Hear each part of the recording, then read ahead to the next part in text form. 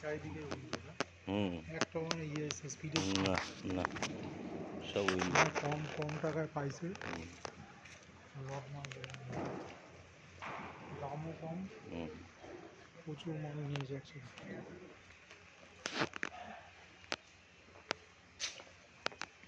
চলে যাচ্ছে